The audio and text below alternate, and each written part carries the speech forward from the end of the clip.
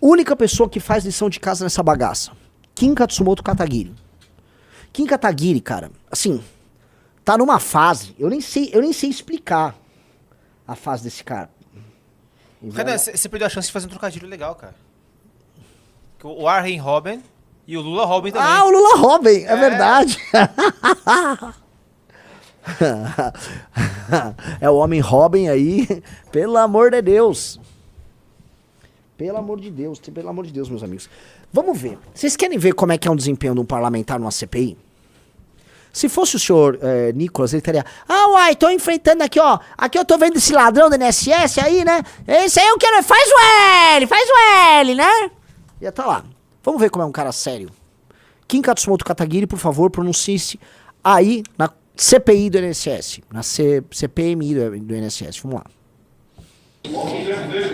Senhor Rubens, o senhor disse que trabalhou durante 6 meses recebendo R$6.000 e que depois foi convidado a, aspas, estruturar empresas e aí passou a ganhar R$70.000. Isso está correto? Não. O que foi que o senhor disse então? A afirmação que eu comecei iniciando com salário de R$6.000 e depois houve um crescimento gradativo. Não é que eu saí de 6.000 para 70.000. Isso, eu nunca disse que não foi gradativo, mas... Tá correto você dizer que passou a ganhar 70.000 dentro desse processo de estruturar... O Likes OFC disse, é óbvio que não, é que o Renan tem que vender a terra arrasada pra vender solução. Tenha calma, a verdadeira opinião do Renan é à noite, agora tá de promoção. Deixa eu entender, a verdadeira opinião é a mesma que eu dei na Folha de São Paulo. A verdadeira opinião é a mesma que eu falo no Valete Plus. Eu quero saber onde vamos dizer, a parte que eu não estou emocionado, porque eu não tô emocionado, eu tô falando real.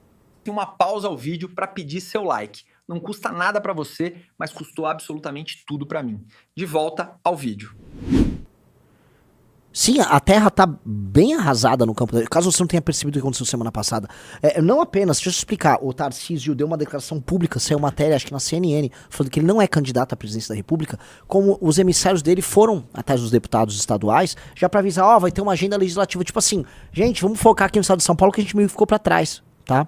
Você diz porque nós temos deputado estadual, que é o Guto em São Paulo, caso você não saiba. Isso é concreto, isso é real. Isso não é brincadeira. Tem papo, não tem ilusão nenhuma. Tô falando a real aqui pra vocês. E deixa eu te explicar uma coisa, o Likes UFC, que fica aí achando que eu tô enganando a galera. Pra nós, da missão, é melhor que o Tarcísio seja candidato e que ele esteja bem blocado nessa super chapa, com PSD, com União, com PP, com Republicanos, com MDB, com PL, com todo mundo. Pra nós é melhor, eu quero o Tarcísio como candidato. Eu quero o Tarcísio, com todas essas putas do Centrão ao redor. Quero ele. Tá? Prefiro, pra nós é melhor, tá? Então você tá viajando na maionese. Só tô sendo concreto e realista e demonstrando pra você a estratégia ali é toda uma bosta. Vamos lá, pra dar o play. Só pra contextualizar, o Rubens, que tá na CPI que o Kim interrogou, foi preso em flagrante ontem, né? Enfim. Ele é suspeito de envolvimento no esquema de desvio de recursos do órgão do INSS e foi deposto como testemunha. Ele é ex-diretor de empresas ligados a Antônio Carlos Camilo Antunes, conhecido como Careca do INSS. Eu vou voltar do começo pra... Tá, então vamos lá. Obrigado, presidente. Senhor Rubens, o senhor disse que trabalhou durante 6 meses recebendo R$6.000 e que depois foi convidado a, aspas, estruturar empresas e aí passou a ganhar R$70.000. Isso está correto? Não. O que foi que o senhor disse então? A afirmação que eu comecei iniciando com salário de R$6.000 e depois houve um crescimento gradativo. Não é que eu saí de 6.000 para 70.000. Isso, eu nunca disse que não foi gradativo, mas tá correto você dizer que passou a ganhar 70.000 dentro desse processo de estruturar empresas? Não dentro do processo de estruturar a empresa, mas sim no desempenho das minhas funções. No desempenho do quê? Das minhas funções dentro dessa estrutura. E quais eram as suas funções da estrutura? Era simplesmente cuidar do administrativo, contas a pagar e receber. 70 Parece uma função bastante simples para quem recebe R$70.000. No início da sua quantos a pagar exposição, você você disse que receber? nos últimos... Com dificuldades pra falar português, isso. Esse cara não ganharia um salário de mais do que R$2,5, R$3.000, isso. Esse cara tem pelo nível, assim, cognitivo, pelo português do cara, esse cara seria um auxiliar de contas a pagar, tá? Com muita sorte. Vamos lá. últimos meses recebeu uma pequena gratificação por excesso de trabalho. De quanto foi essa pequena gratificação?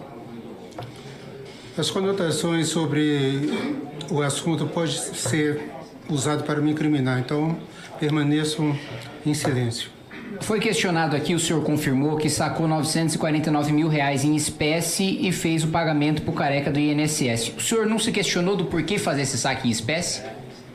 Não, O senhor simplesmente achou normal sacar R$949 mil em espécie e fazer um pagamento para uma pessoa?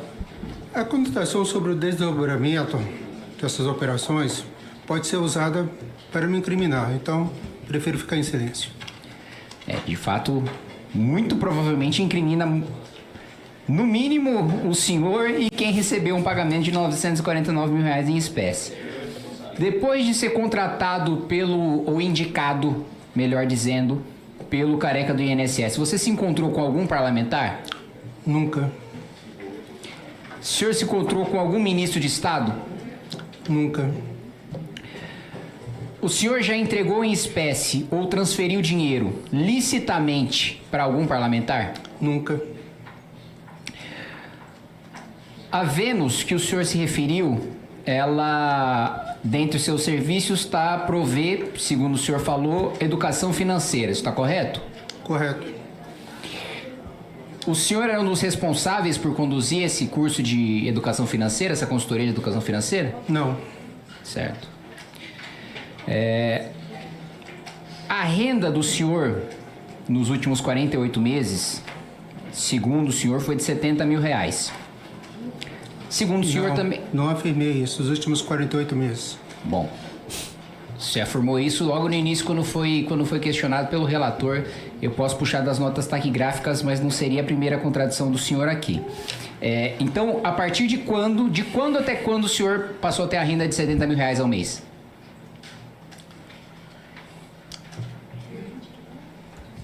Sem muita precisão, acredito que a partir do fim do primeiro semestre de 2023. Certo. Então, a partir do final do primeiro semestre de 2023, até qual período você teve essa renda? Até março de 2024. Até março de 2024. Muito bem. Durante esse período, você teve uma renda de R$70 mil. Eu vou ignorar outras décadas de trabalho que você desculpa, possa... vou ter que interromper. O Pimba do Victor BMF mandou 5 frangos suíços. Me chamam de ladrão, bicha, maconheiro. Aí o Bolsonaro, é pra já, Flávio, Caluxo, bananinha, com você. Bom demais. Me chamam de ladrão, Flávio. Bicha. Ok, foi boa, desculpa, volta um pouquinho. ter tido. Eu vou ignorar outras décadas de trabalho que você possa ter tido. Durante esse período, você teve uma renda de R$70 mil e você disse que seu carro é um Tiguan, que você não tem casa, que você mora de aluguel no Guará e que você tem R$300 mil na poupança. Me parece, até porque eu não imagino que a função que fez você receber R$70 mil foi a primeira função da sua vida, que esse patrimônio é incompatível com a renda, e incompatível eu estou falando do ponto de vista de ser inferior a uma renda de R$70 mil. Onde o senhor gastou o resto do dinheiro? Onde esse dinheiro está? O senhor não acumulou patrimônio com esse dinheiro? O que gastou tanto a ponto de você hoje ter um padrão de vida que parece incompatível com as movimentações financeiras que você fez nos últimos meses? As conotações sobre o assunto podem ser usadas para me incriminar, então me reservo ao silêncio. Bom, então, sempre que a gente faz um questionamento sobre saque ou pagamento de dinheiro em espécie, o senhor diz que não pode responder porque vai se incriminar. Sempre que a gente faz uma pergunta em relação a saber ou não saber que várias pessoas do seu relacionamento e que fizeram o senhor chegar na sua posição tem ou não tem relação com o INSS, ou o senhor diz que não sabe, ou o senhor diz que não vai responder para não se incriminar. Quando nós questionamos, quando o relator questionou, aliás, no início da oitiva, sobre eventuais indicações políticas para o senhor alcançar a sua posição, o senhor também disse que não poderia responder sob pena de estar se incriminando. Então eu quero ilustrar muito claro aqui o que o senhor disse até agora, e o senhor me corrija se eu estiver errado em algum ponto. Até agora o que foi dito aqui pelo senhor é que o senhor foi diretor de uma empresa, de um diretor do INSS, cujo um dos sócios era um dos diretores do INSS, também diretor de uma empresa que tinha uma das suas sócias, a esposa do procurador do INSS, diz que foi indicado por essas posições pelo careca do INSS, então, diretor numa empresa de um diretor do INSS, depois diretor de uma empresa da esposa do procurador do INSS, e depois afirma, pelas suas próprias palavras, que foi indicado pelo careca do INSS, mas ao mesmo tempo diz não saber de nada e não ter nenhum envolvimento com o objeto da investigação. Sr. Rubens, eu não sou nenhum gênio da raça, mas me parece evidente que essa história é muito pouco verossímil. Você está me dizendo que foi contratado e dirigiu e era responsável por notas fiscais e operações financeiras e administrativas de duas empresas comandadas e que tem como sócios pessoas diretamente ligadas ao escândalo, que chegou a essa posição por causa do principal articulador desse escândalo, pelo menos até agora. Eu duvido muito que o careca do INSS haja sozinho, sem respaldo político, que não tenha indicação ou respaldo de deputado federal, de senador, que não tenha respaldo de ministro de Estado. Duvido muito que alguém chegue numa posição de movimentar bilhões de reais num cargo que depende de respaldo político, num cargo que estava reservado a um partido político e que não tenha respaldo de um político, e que não tenha respaldo de um mandatário. Mas enfim, mais uma vez resumindo, diretor de duas empresas, ou responsável por operações financeiras de duas empresas, de duas pessoas que estão sendo diretamente investigadas pelo escândalo do INSS. Pausa. Chegou a essas posições por causa do Preciso careca do responder o público aqui. O Cowboy, sério, sempre achei que o análise dava mais gente, mas lógico que dá mais gente o análise renais. É que vocês estão vendo aqui que a análise vai com 4.900 pessoas no canal do MBL. E o Arthur só faz no canal do MBL. Então vai dar uns 7.000 pessoas. Só que tem no canal do Renan Santos mais 2.700 pessoas. Então se eu somar essas duas coisas aqui, a gente tá por uns 7.900, 8.600. Não. 7.700, 7.600, 7.700 pessoas. Tá? Então tem quase 8.000 pessoas ao vivo. Calma aí. Vamos lá. A gente tá fazendo isso porque a gente quer jogar a gente no canal Renan Santos pra que a gente jogue conteúdo lá, né? Precisamos agora crescer esse canal. É isso. Vamos lá. Pode dar o play. Pessoal, like na live. É importante que você deixe o seu like na live ou no corte que você esteja vendo isso. Então, like aí pra ajudar a gente a crescer mais. Vambora. INSS. Me parece uma coisa tão ilógica quanto dizer que, não sei, tem um prato que tem arroz, tem salmão cru, tá envolto em alga, mas não é sushi.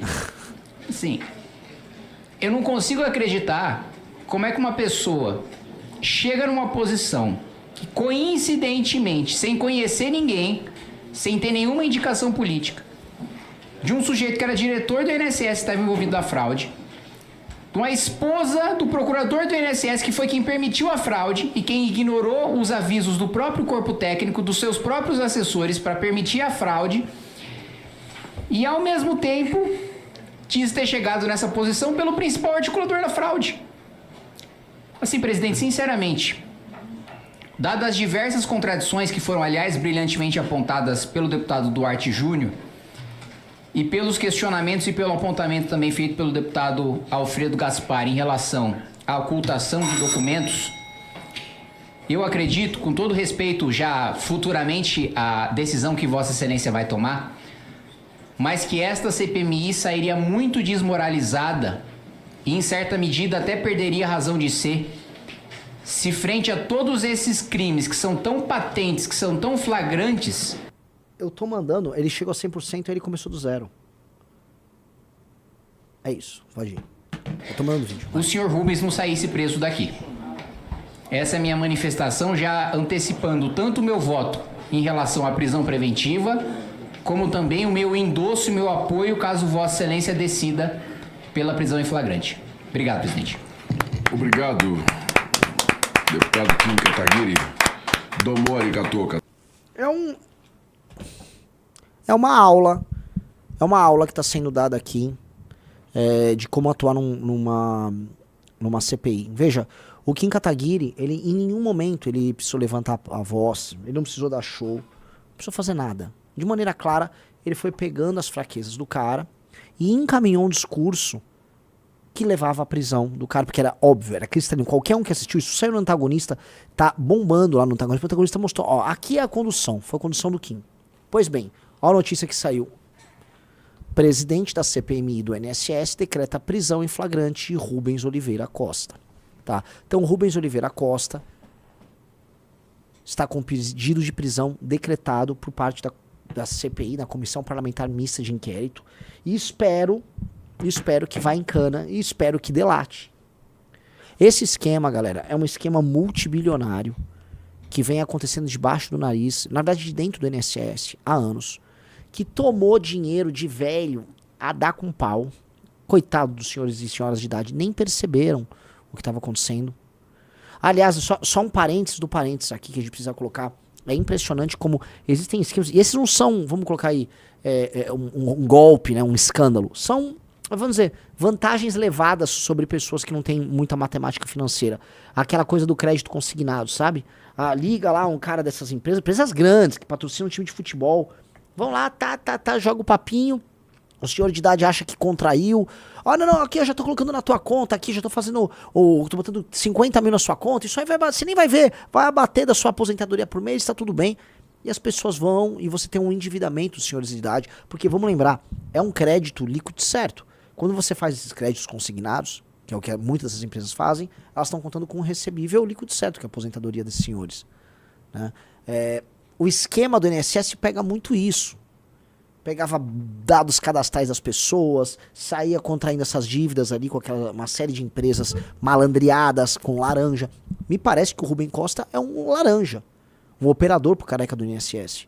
Então, que fique claro para todo mundo, temos aí um gigantesco esquema, e é um gigantesco esquema dos mais perversos.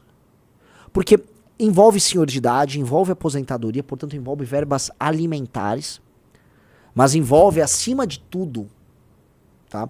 Pessoas simples e humildes que não conseguem se defender. Essas pessoas não dispõem de meios de defesa. A gente viu as entrevistas das pessoas que foram alvo desse escândalo, senhorinhas que nem sabiam entender o que estava sendo abatido na conta delas. Nisso aí, tá? A gente tem que abre uma caixa nova e a gente começa a entender como o Estado brasileiro, com os seus partidos políticos, ele é orientado a levar vantagem sobre quem é ignorante. E aí a gente abre a última caixa, que é, se o Estado brasileiro, se o sistema político brasileiro, ele é orientado a levar vantagem sobre essas pessoas, portanto, quanto mais ignorantes, quanto mais analfabetas ou analfabetas funcionais as pessoas forem, mais fácil a instalação desses instrumentos de apropriação dos recursos dessas pessoas. E a isso nós damos o nome de Estado brasileiro. E a isso a gente explica o fenômeno do Centrão. Isso a gente explica porque as regiões pobres brasileiras são muito pobres e a corrupção está mais presente lá do que em qualquer outro lugar. As pessoas não conseguem se defender dessa bagaça. Tá? Vamos lá. Põe na tela aí. Precisamos saber do careca do INSS se Frei Chico está envolvido, diz Kim Kataguiri. Isso é importante. Frei Chico é o elo que amarra o escândalo do INSS ao Lula. O Frei Chico é o irmão do Lula. E é impressionante que a família Lula consegue, assim, onde tem um lulista, onde tem um membro dessa família, tem escândalo. Vamos ler a notícia. Saiu no antagonista, o Guilherme Resch. O deputado federal Kim Kataguiri disse nessa terça-feira que é preciso perguntar ao lobista conhecido como careca do INSS, na oitiva de quinta, 25, se o irmão do presidente Lula, o Frei Chico, recebeu algum repasse de dinheiro descontado indevidamente de aposentados e pensionistas. Frei Chico é vice-presidente do Sindinap, Sindicato Nacional dos Aposentados, Pensionistas e Idosos, uma das entidades investigadas por realização de descontos associativos indevidos. Na verdade, não é que é uma das maiores nesse esquema todo. Abre aspas pro Kataguiri. Porque ele não ficou com todo o dinheiro para ele? Aliás, pera. Conforme Kataguiri, é fundamental saber se Antônio Carlos Camilo Antunes, o careca, quem foi o deputado ou senador que indicou as pessoas do INSS que permitiram o escândalo acontecesse e para quem o lobista fez os pagamentos. Abre aspas agora. Porque ele não ficou com todo o dinheiro para ele? Aliás, eu diria que ele ficou com a boa parcela, alguns milhões de reais, mas que a maior parte, essa é uma tese que pelo menos a investigação descobriu até agora, eu tenho muito firme na minha cabeça, foi para algum deputado, algum ministro de Estado, ou para algum senador, ou para vários deles. Lógico que é parte, é o elemento político do aparato de corrupção. Meus amigos, todo grande escândalo de corrupção que envolve esse aparato estatal, em algum momento tem que ter o elo político. Mensalão, Petrolão. Mesmo escândalos pegaram o governo Bolsonaro, aquele famoso escândalo das barras de ouro no Ministério da Educação, que foi abafado. Envolvia o que no fim do dia? Tinha uma parte que era a operação política. Tá? Kataguiri prosseguiu. Eu quero saber quem são essas pessoas. Tem algum envolvimento do irmão do presidente da República, do irmão do Lula? Ele recebeu algum repasse disso?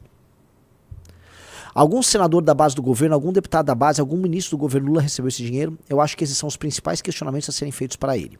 O deputado disse acreditar, porém, que ele não vai se manifestar sobre isso para não ser morto, porque há pessoas poderosas e perigosas envolvidas no esquema de descontos irregulares.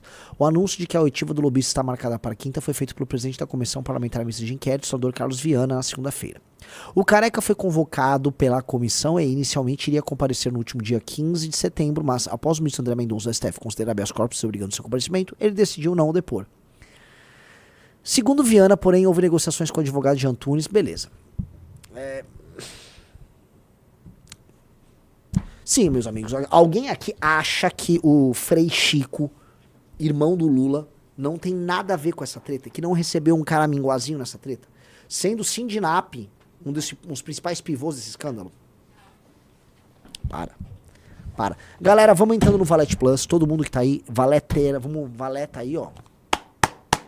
Todo mundo que, já vou falar, todo mundo que assinar o Valete Plus vai receber Valé do mês, lindíssima, nova, que é de colecionador, porque é a primeira do novo modelo. Olha a abertura dessa Valete. Inclusive nela a gente já tá anunciando o novo fascículo do Clube do Livro, tá? Lindíssimo, que é o Brasil, um País do Futuro, do Stefan Zweig, um livro clássico sobre brasilidade. Todo mundo aí tem que ler. A índice, olha a nova linguagem da Valete, olha a nova, putz, isso aqui, entra no Valete Plus. E o app, cara, estamos com várias entrevistas, eu entrevistei o Arthur Duval hoje, tá? Tem entrevista nova aí, tá disponível lá no Valete Plus. Diz que tá irritando em termos de views. Então, bora que bora, meus queridos amigos. E avisar também, todo mundo. Quem aí, digite 1 se você acha que eu devo ser pré-candidato à presidência da República. Digite 1. Se você acha, digite 1. Seja bem honesto. Se você não acha, pode digitar 2, 3, 5. Digite o número que você quiser, tá? Quero saber disso porque, de maneira clara, se você quer que eu seja candidato, mas você não vai no festival, eu não vou ser candidato. Se nós não lotarmos o Congresso e o festival com 4.800 pessoas, com 5.000 pessoas, não serei candidato. Porque aí, assim, ó, presta atenção, nós não temos dinheiro que os caras têm, nós não temos a estrutura que os adversários têm, não temos nada disso. A gente tem o famoso poder da amizade e militância bruta. Se a gente não tiver com a militância pegando fogo, e ali é um encontro pra isso, ali nós vamos construir, ali não só o Brasil, mas o mundo vai avaliar a gente, cara, nós vamos sucumbir. Então, assim, vocês precisam ir a essa porra desse festival. Precisamos, cara, é um momento, assim, candidatos e pré-candidatos da missão ao redor do Brasil inteiro estão vindo. Vocês vão ficar pra trás? Bora, galera. Bora. Tem uma promoção, Renan, se você comprar o ingresso do festival hoje, ou até sexta-feira, com o cupom FONÃO... Ah, é? Você vai concorrer a um fonão autografado pelo Kim. Tá me zoando? Um fonão autografado pelo fonão? Isso. Aliás, o cupom é FONINHO. Ok. Então, vamos prosseguir aqui na nossa live, meus amigos. Compre o seu ingresso, use o cupom FONINHO e concorra a um foninho Do fonão. do fonão, autografado pelo fonão. Maravilhoso. Ó, já entrou o 4 Valete Plus. Vamos todo mundo entrando. Ó, tô pintando que hoje a gente vai fazer 15 Valete Plus. 14 Valete Plus. Se bater 14 Valete Plus, eu vou fazer vou dar um presentão pra vocês. Presentaço. Vamos fazer o seguinte, se rolar 14 Valete Plus, a equipe do senhor Fonão me avise, eu vou ligar para o Fonão, não aqui na live, eu vou fazer uma entrevista com o Fonão sobre detalhes dessa CPMI exclusivo pro Valete Plus, tá fechado? Só para assinante, tá? Não vamos liberar para todo mundo, vai ficar só para assinante, fechado, Riso? Fechado. Então bora. Bom, vamos falar aí, né, novidades. Acho isso muito estranho, né? Mas vamos lá. Eu saí na Folha de São Paulo, Rafael Almeida Riso. Ô, louco. Pois é, põe na tela, né? Presidente de partido do MBL vê implosão do bolsonarismo e pretende explotar Planalto. Renan Santos afirma que antigos aliados estão traindo o ex-presidente. Legenda de direita pragmática, a missão está em fase final de aprovação pelo TSE. Aí beleza, né? Vocês já sabem quem sou eu, desce aí, uma foto meio épica, né? Tô bonitão nessa foto, Riso. Temos que usar mais essa foto aí, meio romano, né? Vamos lá. Ele vê a direita traindo Jair Bolsonaro em razão de seu enfraquecimento político após o envolvimento da trama golpista. Considera ainda que Lula e a esquerda chegaram fortes para a eleição de 26, como mostraram os atos deste domingo. Renan aprova a condenação do ex-presidente no mérito, mas rejeita na forma. Apesar de estar convencido de que Bolsonaro tentou dar um golpe, disse que votaria contra a punição se fosse ministro do STF, porém chegar cerceamento de defesa. À frente de um movimento que se notabilizou por polêmicas desde que surgiu há 11 anos, Renan disse que precisará se adaptar ao figurino de dirigente partidário, mas sem abandonar totalmente o estilo. Abre aspas, a natureza nossa é questionadora, meio punk rock. Legal, né? Isso é entrevista, como é que se diz? Honesta. Né? Aí vocês viram aí, vamos lá. Como se situa a missão ideologicamente? A gente está se afastando da ideia do liberalismo inicial do MBL e hoje pode ser enquadrado como um partido no campo da direita altamente pragmático. Nosso programa, que é o Livro Amarelo, em termos econômicos, conversa com muita coisa do ponto de vista liberal, mas flerta com o desenvolvimentismo também. Não há um dogmatismo nisso. Essa é a lógica do Livro Amarelo. Se você me apresentar uma boa ideia que tenha sido tocado pelo regime comunista chinês e que não altere nossos princípios básicos, eu quero a ideia do Partido Comunista Chinês. Outro dia eu vi lá, né, um bando de tarado do petismo lá na China. Não tem mendigo, não tem cheiro de mijo na rua. Sim, eles prendem quem faz isso. Vamos prender? Vamos prender quem estiver mijando e vandalizando na rua? Bora, galera, vamos. A China fez. Parabéns, China. Adorei. Vou aprender com vocês. Xi Jinping, manda aí, ó. Tô taking lessons aqui from you. Tá bom? É isso. Pragmatismo, vamos pegar o que funciona e vamos parar de ficar presos em abstrações. Vamos lá. Essas coisas não são contraditórias? Boa pergunta dele. Vocês defendem política industrial, por exemplo? Aí eu correspondo.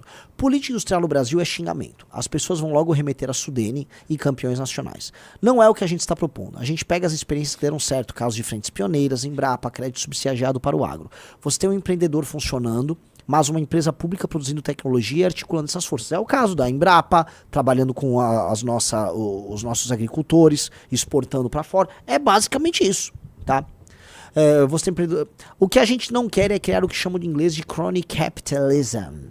O capitalismo de compadrio mais vagabundo que tem. Foi claro nessa parte, Rafael Almeida? Sim. Ótimo. A política econômica será mais parecida com a do Bolsonaro ou com o Lula? Aí eu respondi. Não vou trabalhar com essas definições porque elas limitam. A política do Bolsonaro eram clichês liberais do Paulo Guedes. A lógica do arcabouço do Haddad, na prática, está permitindo um aumento dos gastos obrigatórios de maneira descontrolada. E isso está indo para um rumo de colapso nos próximos anos. Perfeito, né? O campo da direita já está congestionado com PL, PP, Republicanos, União Brasil, Novo, fora partidos pequenos. Como a missão vai se diferenciar? Eu não concordo com a definição. O Novo é um partido de direita, os demais não. Todos serviam de base dos governos do PT, servem até hoje, topam políticas à esquerda. Se a gente for falar de direita, tem que ter minimamente um programa. Eles não têm. São parte de um fenômeno clássico brasileiro que é a política patrimonialista, compadrio, compra de voto. Ou seja, missão vai ser o único partido de direita? Aí eu respondi, com o programa direita, a renovação de quadros independentes será o único, sim. Meio óbvio, né? Gente, a única expressão concreta de direita que faz o ciclo completo somos nós, vocês sabem disso, né? Prossegue o entrevistador Zanin. Já houve várias tentativas de figuras da direita de descolarem do bolsonarismo e todos fracassaram. É possível haver uma direita não bolsonarista? Aí eu respondi, inclusive estamos num momento em que o bolsonarismo está implodindo, os políticos de direito traindo. É o Nicolas Ferreira traindo o Bolsonaro de um lado, o Tarcísio procurando o próprio caminho do outro, é o Novo que era super Bolsonaro agora procurando o próprio caminho. A nossa diferença é que a gente nunca escondeu as nossas diferenças do bolsonarismo. Eu jamais gostaria de trabalhar com alguém que eu considero mais burro do que eu, como Bolsonaro. Aí ele respondeu, mas que chegou à presidência. Aí eu respondi, são as vicissitudes da democracia que tem dessas coisas. Como analisa as manifestações da esquerda no domingo? Respondi, por um lado elas ficam revivendo uma linguagem morta, cheirando a naftalina, com Caetano Veloso parecendo uma múmia em cima de um trio elétrico. Por outro, mostra que eles se aproveitam dos erros de uma direita burra bolsonarista que entrega para eles uma perspectiva, ainda que ilusória, de lutar contra a corrupção, que não cola para ninguém, mas que na prática os reposiciona no jogo. Mostra que Lula e as esquerdas vão para uma eleição forte em 26. Por que pretende ser candidato à presidência? É o que o grupo quer. Não era o que eu desejava inicialmente, porque eu queria trabalhar internamente. Mas se o grupo quiser, serei com o maior prazer, porque um dos sonhos nossos é chegar ao poder mesmo. Aí ele vai dizer, não é dar um passo maior do que a perna, sem aliança, sem estar estruturado em todo o país, sem dinheiro, tempo de TV? Aí eu respondi, nós já caminhamos a pé até Brasília, então nós vamos dar muitos passos. Poético, né, Riso? Porra. A gente está disposto a firmar a tese para uma fração do eleitorado e se essa fração for suficientemente influente, tentamos disputar para ganhar a eleição. Aí ele fala, vocês cogitam apoiar um outro candidato? Zero, essa hipótese não existe. E a aliança com algum partido que apoie vocês? Apoiando o nosso programa, nós aceitaríamos. Próximo. A ideia é lançar candidatos a governador, senador? Aí eu falei, a ideia é, em todos os estados possíveis, aparecermos com chapa completa. Como cumprir a cláusula de barreira no ano que vem, que vai ser de 2,5%? Que eu respondi. Se o trabalho for bem feito, a gente passa a cláusula, mas ela não é a meta.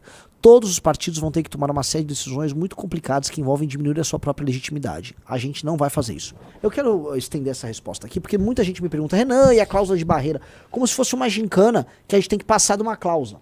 Veja, política e poder não é, vamos dizer, uma guerra para passar da cláusula. Essa é a preocupação do Aécio no PSDB, essa é a preocupação do Podemos, de todos os partidos menores que estão desesperados com essa cláusula. Não é a nossa preocupação.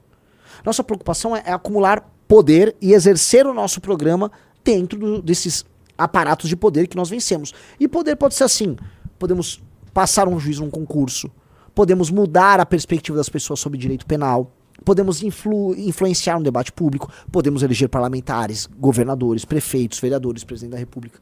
Veja, este é uma função de um partido. A função do partido não é participar de uma gincana para atingir 2,5% dos votos. Esse é o entendimento geral dos partidos brasileiros. Então a gente não vai vender a mãe, vender a lógica da missão para passar da cláusula de barreira. Eu vou ser mais vocal. Vamos supor, meus amigos, procure um deputado qualquer do Centrão, Riso. Um Zé do Posto, sei lá, sabe? Acho que deve ter, até acho que tem o Zé da Borracha, tem um cara do Rio de Janeiro, que é Zé da Borracharia, Zé do Posto. Às vezes é um cara da gente boa, Zé do Pneu, alguma coisa assim. Ele vai lá, eu quero ser candidato da missão. Ele meio que compra voto, ele vota de qualquer jeito, ele mora tá com o PT, hora tá com não sei quem. Bota esse cara aqui, que ele vai trazer uns 100, 200 mil votos e... Sacaram? O Zé do Posto, meu amigo, sendo bem claro, vai deturpar toda a experiência política nossa. O Zé do Posto sendo candidato no Rio de Janeiro, ele vai fazer com que a experiência do militante seja uma merda, que o coletor se sinta usado, que o doador se sinta usado, que o partido tenha sido montado na prática para repetir as mesmas coisas. Muitos vão fazer isso porque a lógica da política, nesse esquema de gincana para passar da cláusula de barreira, é essa. Nós não vamos. Isso implica em eventualmente não passar da cláusula de barreira? Sim. Agora, se ao invés de passar da cláusula de barreira, nós conseguimos firmar a tese para milhões de brasileiros, eu tô feliz. Se a gente... Puta, nós fizemos 11 deputados federais, não 13. Tá? Puta, foi quase, hein? Quase, meu Deus, quase. E os 11 são 11 Kings Kataguiris, entendeu? Uma galera de altíssimo nível. Eu tô muito feliz. Nós vencemos muito. Nós vencemos pra cacete. Porque em 2028 a gente vai para as eleições municipais. Aí sim, estruturado pra ganhar várias cidades importantes do Brasil. Pra disputar as principais capitais do Brasil. E em 30 nós vamos pra ganhar a presidência da República estruturado. Sem ter vendido a mãe no processo. Por isso, cláusula de barreira, entendeu? Não é uma cláusula de caráter. Eu não vou vender a mãe, nem o Partido Missão, nem nenhum dos dirigentes. Senhor Rafa Mendes, você é dirigente da missão. Você vai vender a mãe? Não. Não vamos não, cara. Não vai rolar. Vamos ser com os nossos do nosso jeito. E se não for do nosso jeito? Não será de jeito nenhum. É isso, vamos lá. Não fica difícil para um partido sobreviver não tendo feito a cláusula de barreira? Aí eu respondi, não, tem restrições, mas não são totais. Você continua tendo o direito de existir e participar de eleições. Ainda existe o fundo eleitoral que independe da cláusula de barreira. Aí ele, fundo eleitoral e partidário vocês pretendem usar? Sim. Isso é uma mudança com relação ao que defendiam no começo do MBL, não? Aí eu respondi, a gente estava essencialmente errado com uma visão lúdica, infantil e em certa medida até antipolítica. Não faria sentido pôr, inclusive, uma expansão nossa para outros estados do Norte e Nordeste, onde as pessoas não têm a cultura de doação de dinheiro para fazer campanha. Você pode encontrar excelentes argumentos de que um fundo público, obviamente, sem ultrapassar os limites em termos de valor, pode ser benéfico para a democracia. Eu dou o exemplo do Nordeste, em que se não houver algum tipo de incentivo público, todo o dinheiro está concentrado na mão de medusa de coronel. Em temas comportamentais, vocês se colocam mais claramente como de direita tradicional? Aborto, por exemplo. Eu falei, a posição nossa é a manutenção da legislação atual sobre aborto. Como vem o debate sobre a identidade de drogas? A gente já topou discutir a legalização da maconha, mas hoje a nossa discussão acabou sendo engolida para a questão das facções criminosas, virou uma questão de ocupação territorial. Então acaba sendo enquadrado numa outra discussão que é mais importante para a gente. Aí ele, como ficou o debate sobre identidade de gênero? Essa é uma discussão que ficou envenenada por conta de um tipo de militância extremamente tóxica, a militância woke. O percentual de pessoas que se definem como trans é ínfimo na sociedade, mas se torna um tema central porque tudo se torna a base para o divisionismo, para apontar o dedo para atacar que fulano é transfóbico. O MBL surgiu como um movimento ousado, polêmico muitas vezes. Vão levar algo desse comportamento para o partido político ou serão mais comportadinhos? Eu respondi, é muito mais um partido com cara de movimento do que um movimento que virou um partido. A nossa natureza é questionadora, meio punk rock. Isso não significa que a gente não vai se comportar de maneira regimental e séria nas posições eletivas que ocuparmos. A ele, qual a sua opinião sobre a condenação do Bolsonaro? É merecida no mérito, na forma é alvo de questionamentos. Eu sei que o Bolsonaro tentou fazer. Nós estamos denunciando essas práticas desde 2019, as tentativas e a senha golpista do Bolsonaro em todo o mandato dele. Dito isso, as consequências da criação desse aparato de punição do STF estão sendo vividas no Brasil até agora e a gente não pode achar que isso não é anômalo. Então a forma conta. Gostou do corte? Tem mais de onde esse veio, então por favorzinho se inscreve aí embaixo que você terá muitos mais cortes para se informar e o mais rápido possível. Se você também quiser usar umas figurinhas bem engraçadas, se torne membro por apenas R$ 13,99. Assista o Análises Renais de segunda a sexta no canal do MBL Live TV às 15 horas.